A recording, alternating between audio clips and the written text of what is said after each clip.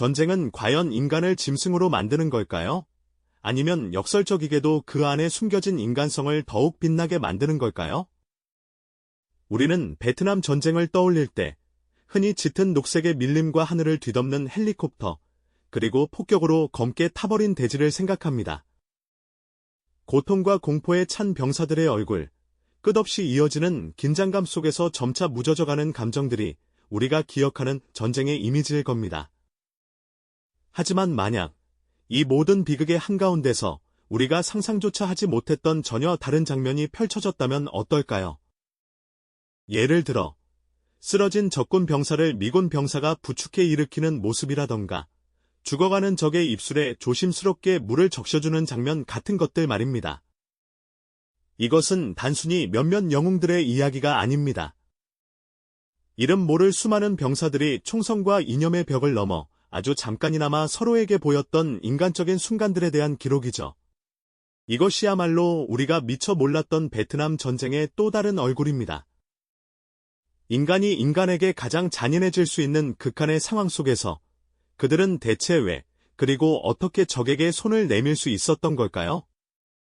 그 해답을 찾아가는 여정은 우리에게 전쟁의 본질과 인간성의 가치를 다시금 생각하게 만들 겁니다. 한 치 앞도 보이지 않는 짙은 안개가 밀림을 뒤덮은 새벽, 병사들은 수색 작전을 위해 조심스럽게 발걸음을 옮깁니다. 나뭇잎에서 떨어지는 물방울 소리, 멀리서 들려오는 정체 모를 동물의 울음소리 하나하나에 심장이 철렁 내려앉는 경험을 매일같이 해야 했습니다. 보이지 않는 적에 대한 공포는 병사들의 정신을 서서히 갉아먹었습니다. 언제 어디서 총알이 날아올지 모른다는 불안감은 잠자는 순간까지도 그들을 괴롭혔거든요. 동료들과 함께 있어도 그들은 철저히 고립되어 있었습니다. 끝없이 펼쳐진 정글 속에서 자신들이 하나의 작은 점에 불과하다는 무력감이 그들을 짓눌렀습니다. 어느 날 오후, 한 분대가 정찰 임무를 수행하고 있었습니다. 길게 자란 수풀을 헤치며 나아가던 중 선두에 섰던 병사가 갑자기 손을 들어 모두를 멈춰 세웠습니다. 그의 발미대는 교묘하게 위장된 부비 트랩이 아슬아슬하게 설치되어 있었죠. 모두가 숨을 죽인 채 그 자리에 얼어붙었고 식은땀이 등줄기를 타고 흘러내렸습니다. 다행히 전문 해체병이 조심스럽게 셔츠를 벗어 땀을 닦아내고는 가느다란 선을 끊어내는 데 성공했지만 그 몇 분간의 정적은 영원처럼 길게 느껴졌습니다. 이런 보이지 않는 위협은 병사들에게 물리적인 상처보다 더 깊은 심리적 상처를 남겼습니다. 밤이 되면 상황은 더욱 악화되었습니다. 칠흑 같은 어둠 속에서 야간 매복을 서는 젊은 병사의 굳은 표정 위로 온갖 기이한 소리들이 스쳐 지나갔습니다. 바람에 나뭇잎이 스치는 소리마저 적의 발소리처럼 들리는 극도의 긴장 상태가 계속되었던 겁니다. 진흙탕에 전투화가 깊게 빠져버린 채 지쳐 쓰러진 병사들은 하지만 이런 극한의 절망 속에서도 인간의 마음속 깊은 곳에 자리한 연민과 공감의 불씨는 완전히 꺼지지 않았습니다. 오히려 총성이 잠시 멈춘 그 찰나의 순간, 국경과 이념을 넘어선 기묘한 교류들이 조용히 피어나곤 했습니다. 전투가 소강 상태에 접어들었을 때 기묘한 순간들이 찾아오곤 했거든요. 치열한 교전이 끝난 후 양측 모두 잠시 숨을 고르던 어느 날 오후였습니다. 미군 정찰대는 작은 강을 사이에 두고 반대편에서 물을 마시고 있는 베트콩 병사들과 우연히 마주쳤습니다. 서로의 거리는 불과 수십 미터. 소총을 들어 겨누면 누구든 쓰러뜨릴 수 있는 거리였죠. 순간 팽팽한 긴장감이 흘렀지만 아무도 먼저 방아쇠를 당기지 않았습니다. 그들은 그저 지친 눈으로 서로를 묵묵히 바라볼 뿐이었습니다. 잠시 후 베트콩 병사들이 먼저 조용히 몸을 돌려 숲속으로 사라졌고 미군 병사들 역시 그들의 뒷모습을 향해 총을 쏘지 않았습니다. 말 한마디 오가지 않았지만 그 짧은 침묵 속에는 오늘은 그만하자는 무언의 약속 같은 것이 담겨 있었습니다. 때로는 부상당한 적군 앞에서 병사들은 군인이기 이전에 한 명의 인간으로서 갈등해야만 했습니다. 한 미군 위생병은 전투가 끝난 현장에서 홀로 신음하고 있는 어린 베트콩 병사를 발견했습니다.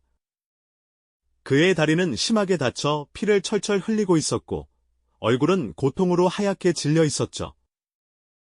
위생병은 잠시 망설였습니다. 그는 분명 적이었고 조금 전까지 자신에게 총구를 겨누던 상대였습니다.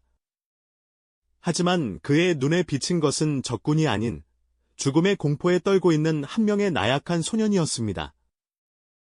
그는 조용히 다가가 자신의 의료 가방을 열고 서툰 솜씨로나마 응급처치를 시작했습니다.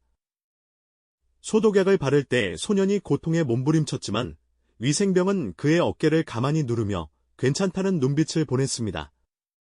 치료가 끝난 후 그는 자신의 수통을 열어 소년의 입에 물을 흘려 넣어 주었습니다. 이념도, 국적도 그 순간만큼은 아무런 의미가 없었습니다. 오직 고통받는 생명과 그것을 외면할 수 없었던 또 다른 생명만이 존재할 뿐이었죠. 포로에 대한 존중 역시 드물지만 분명히 존재했습니다. 물론 전쟁 포로에 대한 가혹 행위가 많았던 것은 사실이지만 모든 병사가 비인간적이었던 것은 아닙니다. 한 미군 부대는 정글 속에서 굶주림에 지쳐 쓰러져 있던 북베트남군 포로를 생포했습니다.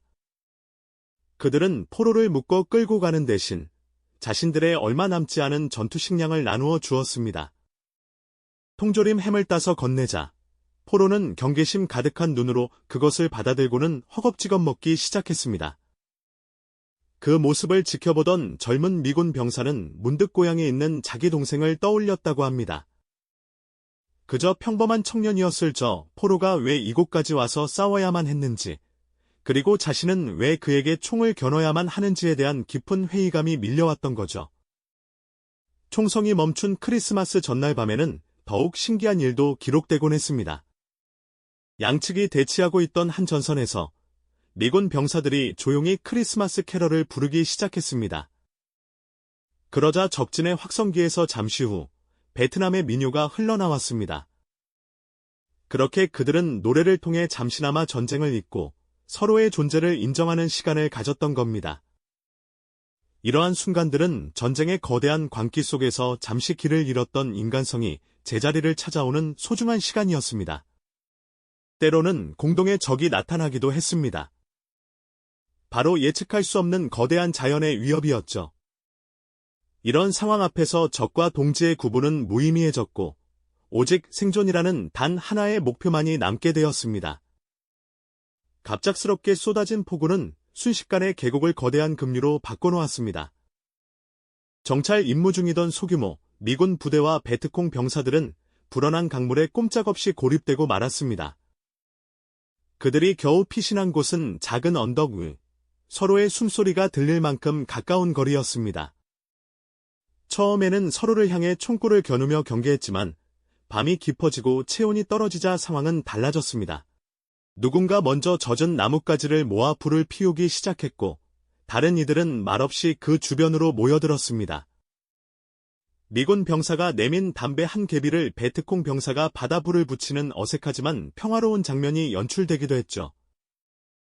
그들은 쏟아지는 비를 함께 맞으며 구조를 기다리는 동안 서로에게 위협이 아닌 혹독한 자연을 함께 견뎌내는 임시 동료가 되었던 겁니다.